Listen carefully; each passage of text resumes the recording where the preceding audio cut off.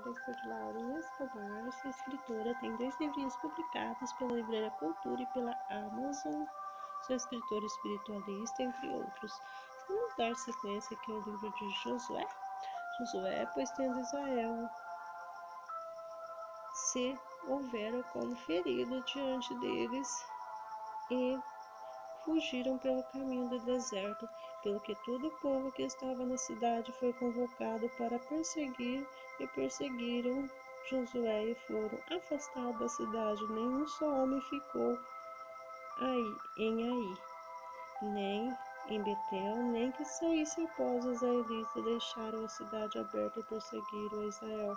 Então disse o Senhor a Josué: estende para Ai, lança o que tem nas mãos, porque a esta darei as tuas mãos. E Josué estendeu a cidade e lançou o que tinha na mão. Então a emboscada se levantou apressadamente do seu lugar, e ao estender a mão vieram à cidade e tomaram, e apressaram-se e nela puseram fogo.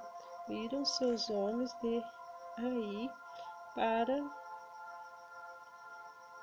trás, olharam, e eis que a fumaça da cidade subia ao céu, e não poderiam fugir nem para um lado nem para o outro, porque o povo que fugia para o deserto se tornou contra os que os perseguiam. Vendo Josué todo Israel que a emboscada tomara a cidade, que a fumaça da cidade subia, voltaram e feriram homens de Ai. Da cidade saíram outros homens ao encontro do inimigo, que assim ficou no meio de Israel, um para uma parte, outros a outros, e feriram-nos de tal sorte que nenhum deles sobreviveu nem escapou. Porém o rei de Ai tomaram vivo e trouxeram a Josué. Tendo os israelitas acabado de matar todos os moradores de Ai no campo no deserto onde tinham perseguido, e havendo todos caído a fio de espada, sendo todos já consumidos, todo Israel voltou aí e a passaram a fio de espadas. Os que caíram aquele dia, tanto homens como mulheres, foram 12.000, todos os moradores de Ai. Porque Josué não retirou a mão que estendera com a lança, até haver destruído totalmente os moradores de Ai. Os israelitas saquearam, entretanto, para si o gado e os despojos daquela cidade, segundo a palavra do Senhor que ordenara Josué. Então Josué pôs fogo a Ai e reduziu para sempre ao montão, a ruínas até ao dia de hoje. Ao rei de Ai enforcou e deixou o madeiro até a tarde, ao pôr do sol. Por ordem de Josué, tiraram o madeiro, o cadáver que lançaram por a porta da cidade, e sobre ela se levantaram um montão de pedras que até hoje permanecem. Renovação da aliança. Então Josué edificou o altar do Senhor Deus de Israel no montão de Ebal, como Moisés, servo do Senhor, ordenara os filhos de Israel, segundo o que está escrito no livro da lei de Moisés, a saber, um altar de pedras toscas,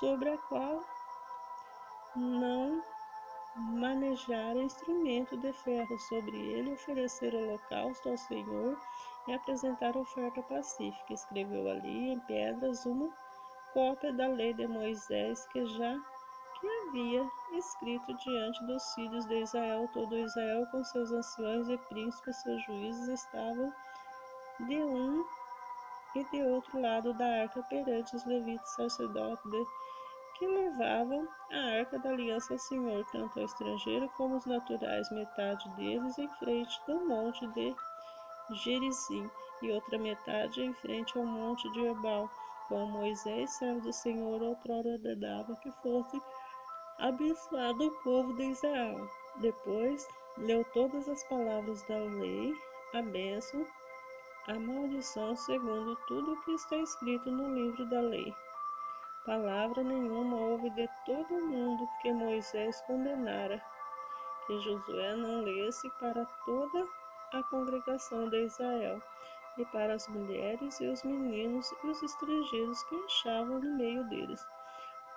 O estratagema dos gibeonitas. Sucedeu que, ouvindo isso, todos os reis se estavam daquém do Jordão das montanhas e das campinas, e em toda a costa do Mar Grande, de frente ao Líbano, os heteus, os amorreus, os cananeus, os ferezeus, os heveus e os jebuseus. E ajuntaram eles em comum acordo para pelejar contra Josué e contra Israel. Os moderadores de Gibeon, porém, ouvindo que Josué fizera com Jericó e com Ai, usaram de estratagema e foram e fugiram os embaixadores e levaram sacos velhos sobre si, seus jumentos e outros vinhos velhos, rotos e consertados, nos pés sandálias velhas, remendadas roupas velhas sobre si, todo o pão que faziam a caminho seco e bolorento. Foram ter com Josué o arraial, o Gilgal, e lhe disseram ele aos homens de Israel: chegamos para a terra diante, fazei, pois agora aliança conosco. Eis os homens de Israel responderam os heveus: porventura habitais no meio de nós? Como, pois, faremos aliança convosco? Então disseram Josué: somos teus servos. Então lhes perguntou Josué: quem sois vós? De onde vendes? Respondeu-lhe: teus servos vieram de uma terra muito distante por causa do nome do Senhor teu Deus, porquanto ouvimos a sua fama e tudo quanto fez no Egito, e tudo quanto fez aos 2 reis dos amorreus que estavam da além do Jordão, Seiom, rei de Esbom, e Og, rei de Bassã, que estava em Astarote, pelo que nosso ancião e todos os moradores da nossa terra nos disseram: tomai conosco provisão alimentar para caminho, e ide ao encontro deles, e dizei: somos vossos servos, fazei, pois, agora aliança convosco. Este nosso pão tomamos quente das nossas casas, e daí que sais temos conosco ele aqui agora, já seco e bolorento. Esses outros eram novos quando enchemos de vinho, eles aqui já rotos, e nossas vestes que estás, as nossas sandálias já envelheceram por causa do muito longo caminho. Então os israelitas tomaram a provisão e não pediram conselho ao Senhor. Josué concedeu-lhe a paz, fez com ele aliança, lhes conservavam a vida, e os príncipes da congregação lhes prestaram juramento. Ao cabo de 3 dias depois de terem feito aliança com eles, ouviram que eram seus vizinhos e que moravam no meio deles, pois partindo os filhos de Israel chegaram à cidade deles ao 3º dia. Suas cidades eram Gibeão, Sefira, Bearote e Quireajearim.